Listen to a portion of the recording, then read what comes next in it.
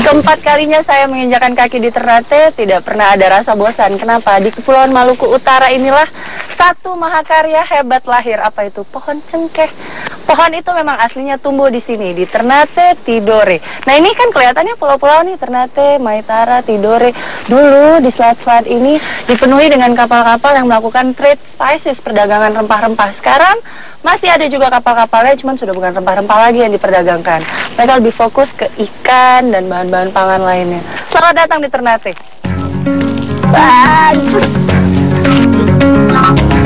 Inilah gugusan Kepulauan Maluku Utara yang dulu menjadi tempat berlabuhnya kapal-kapal asing untuk berburu rempah. Titik awal jalur rempah atau maritim dari Nusantara menuju dunia. Pelabuhan Bastiong di Pulau Ternate yang berhadapan dengan Selat Halmahera ini dahulu pernah begitu populer pada abad ke-13 sebagai pintu gerbang perdagangan dunia saat saudagar Arab datang untuk pertama kalinya. Tujuannya untuk mencari rempah-rempah yang melimpah di pulau ini.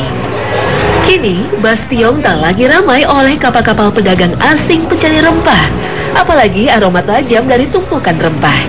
Ia tak lebih dari sekedar pelabuhan kecil lainnya, ramai oleh kapal-kapal bertonase kecil yang sibuk membawa penumpang ke Tidore dan pulau-pulau sekitar.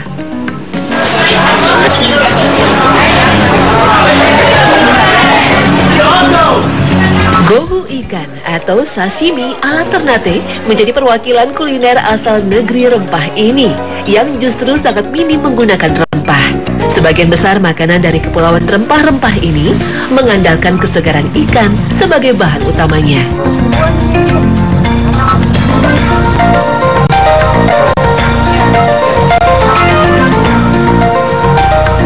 Ikan segar dikasih limau, dikasih lemon cuy itu sebenarnya udah matang. Udah gitu tadi kita sempat oseng-oseng bawang merah tante ya.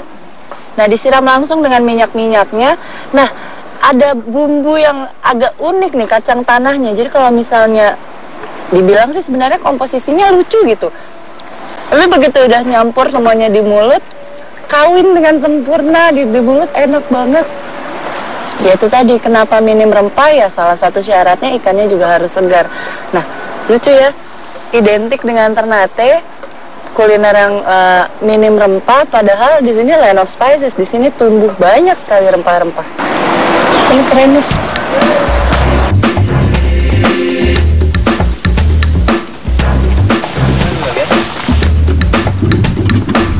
Di Ternate, pohon-pohon cengkeh berbunga setiap tahun dan selama ratusan tahun menjadi penopang kehidupan sebagian besar penduduknya. Hingga saat ini, proses panen cengkeh di Maluku masih dilakukan dengan cara tradisional. Pemetikan rumpun bunga pada bukunya membuat ujung bunga tidak ikut terpetik. Sebenarnya ini adalah cara yang salah, karena dapat mengurangi pertumbuhan tunas baru dan akhirnya mengurangi jumlah bunga cengkeh pada panen selanjutnya. Di sisi lain, cara pemetikan ini terus dilakukan karena mengejar proses panen yang harus tepat waktu. Panen terlalu awal akan menghasilkan cengkeh kering yang keriput, berat kurang, dan kadar minyak yang rendah sehingga harga jualnya murah.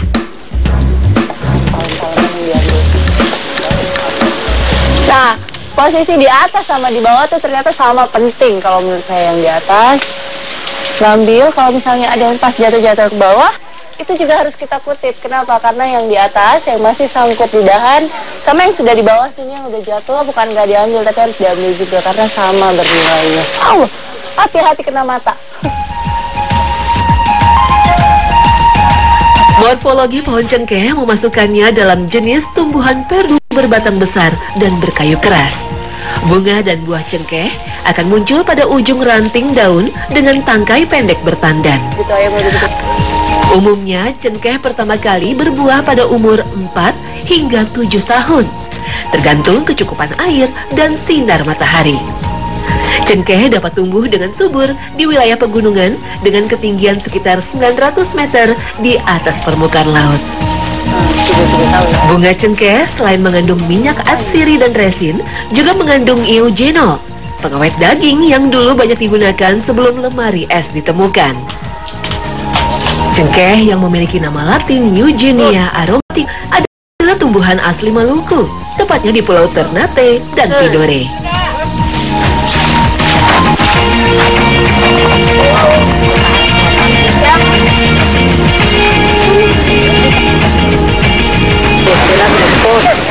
Pot. Kayaknya tidak berlebihan kalau saya bilang cengkeh itu merupakan mahakarya yang luar biasa. Kenapa? Bayangin aja, di sini cengkeh, kita nungguin panen cengkeh itu yang berlangsung seharian, tapi tidak membosankan. Kenapa? Sekeluarga semuanya ikut andil, anak-anak kecilnya juga ikut bantu. Dan ya itu tadi, dari satu mahakarya memang lahir satu kebudayaan baru, satu kebiasaan baru. Ya saya bilang kebiasaan baru, di mana sih kita bisa lihat anak-anak kecil-kecil sudah tahu cengkeh yang bagus yang mana. Mereka udah tahu loh ini jenis apa, betul ya Mama ya? Anak kecil-kecil udah tahu ya. Memang biasa dibawa ya. Ini panen cengkeh yang luar biasa kan. Ya kita nunggu sampai nanti sore. Ternate mampu menghasilkan 6.000 hingga 8.000 ton cengkeh kering per tahun untuk suplai pasar Indonesia dan dunia. Sayangnya angka ini sebenarnya jauh lebih kecil bila dibandingkan dengan masa kejayaan cengkeh tempo dulu. Dulu, cengkeh Ternate dibawa ke pelabuhan di pesisir Jawa, lalu ke pantai timur Sumatera, hingga ke semenanjung Malaya untuk diperdagangkan ke India, Arab, Cina, hingga Eropa. Sebenarnya nggak berlebihan kalau kita ingat-ingat lagi, ini nih kayak legacy ya, kayak turun-temurun dari dulu.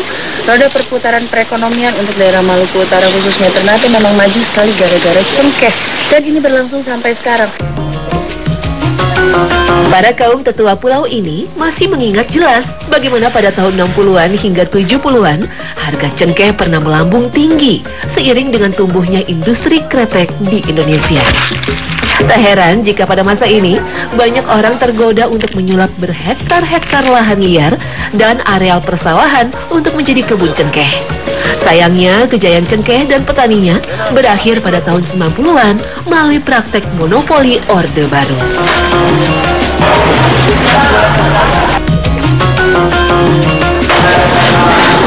Kebayang nggak sih, jadi tanaman khas, satu-satunya tanaman yang memang tumbuh di tanah Maluku Utara, ini perjuangannya untuk sampai ke luar negeri itu luar biasa. Nah di sini pasar untuk Indonesia sendiri, salah pasar paling banyaknya Surabaya.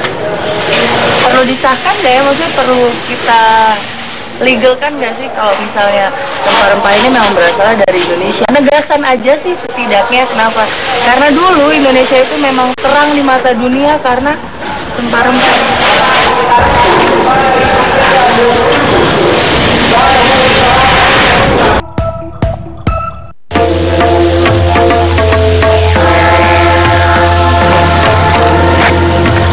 Nah, ini penelusuran saya sekarang dimulai dari Tongole. Nah, Tongole ini dulu pertama kali cengkeh ada di Maluku Utara itu tanamnya di sini, tumbuhnya di sini di tanah Tongole ini.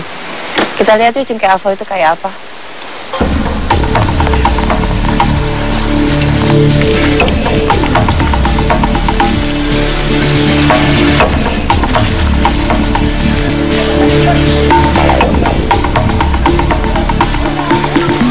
Ini pohon cengkeh tertua di dunia. Jadi ada yang pertama cengkeh Avo 1, cuman sampai usia 416 tahun dia sudah mati. Nah ini pohon cengkeh Avo yang kedua, usianya sudah hampir 300 tahun. Ini adalah nenek moyangnya segala cengkeh yang ada di dunia. Karena pertama kali memang tumbuhnya di sini, di air TGTG. Lihat deh, tapi kalau misalnya dilihat, itu sudah ada batang baru dan masih berbuah. Ini pohon cengkeh tertua di dunia.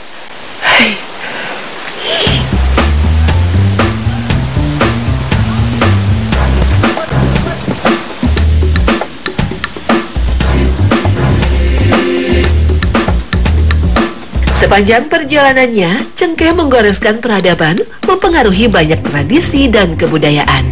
Hingga akhirnya menjadi benih bagi kapitalisme di Eropa, melahirkan kongsi-kongsi dagang yang merambah Nusantara. berujung pada upaya monopoli yang diterjemahkan menjadi awal baru penjajahan alias kolonialisme di Nusantara.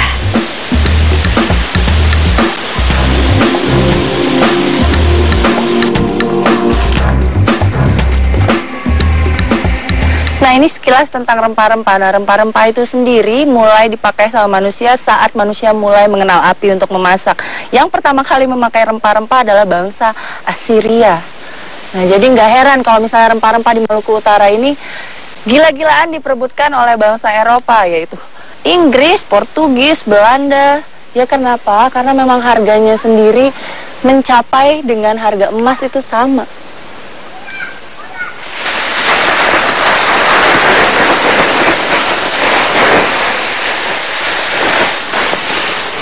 Nah, jadi selain buah cengkehnya, ternyata daun keringnya juga bisa dimanfaatkan. Nah, di sini, di air TGTG ini, semenjak 2008, masyarakat sudah nemuin cara untuk bikin minyak cengkeh. Nah, ini proses penyulingannya. Daun keringnya ini, ternyata baunya sangat aromatik sekali, wangi banget. Nah, inilah bahan baku untuk proses bikin minyak cengkeh. Jadi setelah ini nanti 12 jam, 8 jam kan 12 jam, 8 jam. 8 jam waktu sampai dari awal sampai nanti jadi proses minyak cengkehnya. Nah, ini kita kasih kumpul banyak-banyak dulu, baru tutup. Selain daun dan ranting, sebenarnya hampir seluruh bagian dari pohon cengkeh memiliki kandungan minyak. Tapi kandungan terbanyak ada di bagian bunga. Produksi pertama minyak cengkeh di Indonesia juga tidak terlepas dari masa penjajahan Belanda. Seorang pembaharu kedokteran bernama Philippus Aureolus menyebut adanya kandungan minyak pada cengkeh Quinta accentia yang akhirnya menjadi kunci lahirnya industri minyak atsiri di Eropa. Nah, ini sih sebenarnya bukan untuk ngeluarin aroma atau apa sih, enggak. Ini cuma untuk ngasih padat aja, jadi kuantitinya juga lebih banyak. Ini bisa, ini berapa ton ini masuk semua? Hitungan tonasenya. Hitung ton tapi ya. Oke. Itulah 1 ton kering. Ini nanti hasilnya sedikit sekali setelah jadi tetesan minyak. Udah.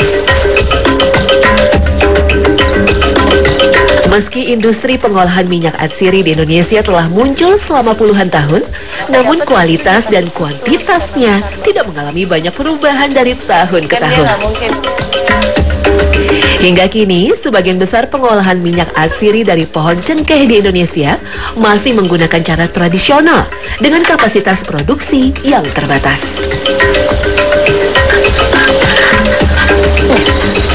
Wih, panas banget nih. Jadi memang ya, kalau untuk penyulingan itu memang api harus dijaga tetap besar, apalagi sudah di 4 jam terakhir. Nah, ini bahan bakarnya, kayu bakarnya ini sembarang kayu aja, tapi yang penting kayu yang sudah mati. Ini berarti sudah ada hasil ya Pak Asman ya? Sudah mulai menetes ya?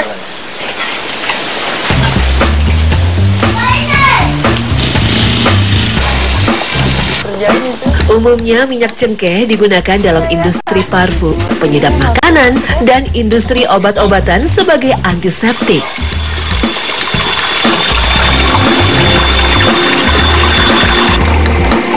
Ini lucu deh, ini kalau misalnya dilihat waktu pas di hasil akhirnya, dia kan akan terpisah dengan air karena berat jenisnya memang berbeda antara minyak dan air. Nah, minyak itu sendiri adanya di bawah.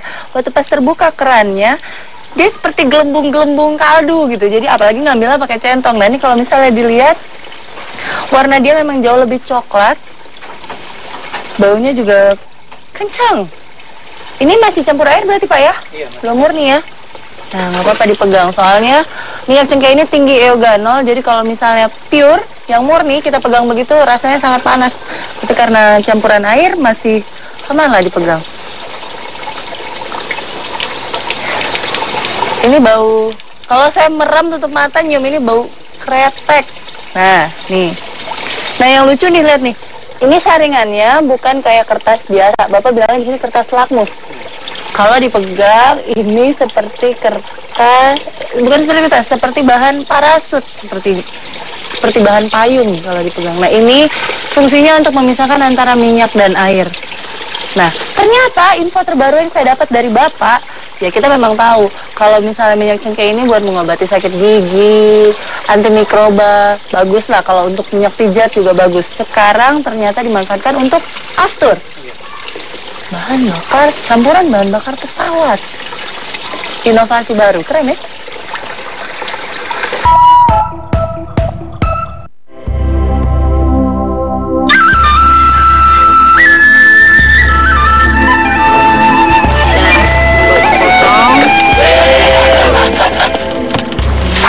Oke, rasanya tidak afdol kalau misalnya sudah main ke Tanah Maluku Utara tapi tidak nyicipin kulinernya yang kaya akan rempah-rempah. Kemarin kita sudah bikin gohu.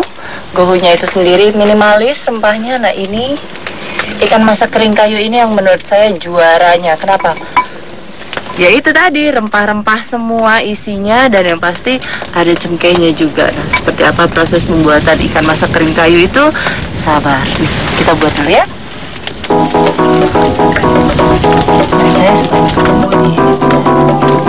Ikan masak kering kayu bisa jadi satu-satunya kuliner khas Ternate dengan penggunaan rempah yang banyak.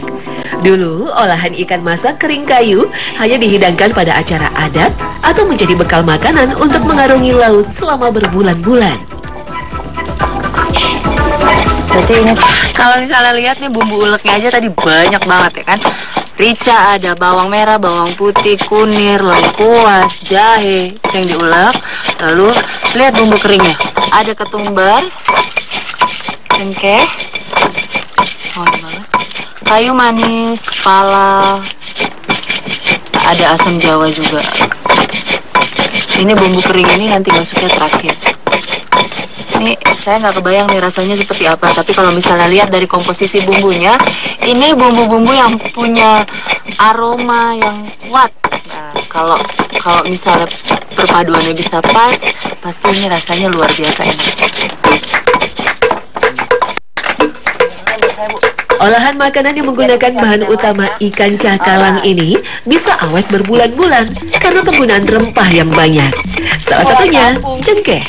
Cengkeh pernah identik dengan gaya hidup kelas atas bangsawan Eropa pada abad ke-16.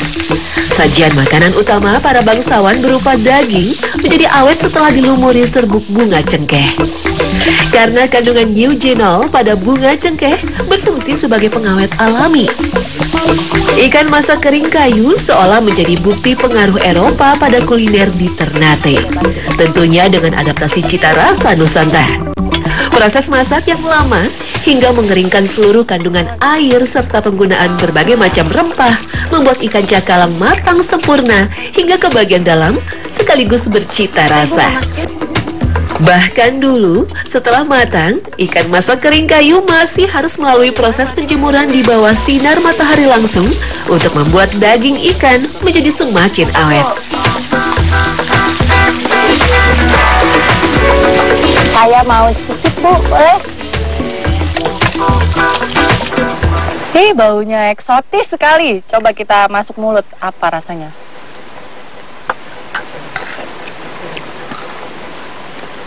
Rasanya enak banget. Ada sedikit pedasnya, tapi balance dengan rasa manis yang tadi ada. Untuk penyuka makanan rempah-rempah, ini nggak boleh dilewati. Makanan khas dari Maluku Utara ini, penggunaan rempah-rempah yang jadi satu, campur aduk semuanya, rempah-rempah dipakai semua. Ini rasanya luar biasa.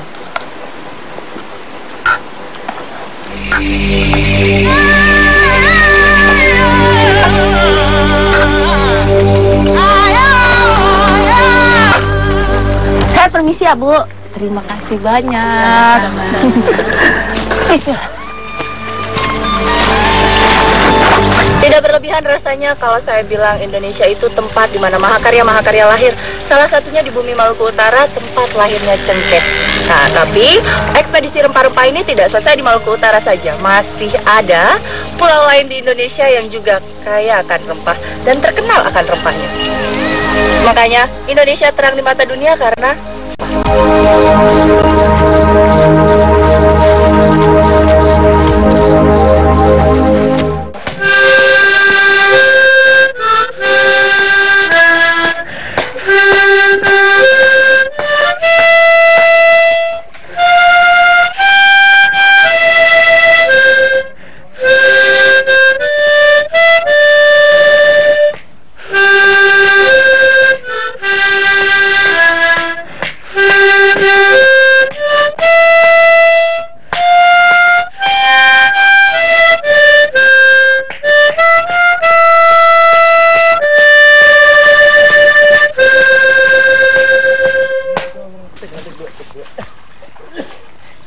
Inilah masyarakat Indonesia, gotong royong dan semangat kerja kerasnya yang luar biasa. Dirgahayu Indonesiaku.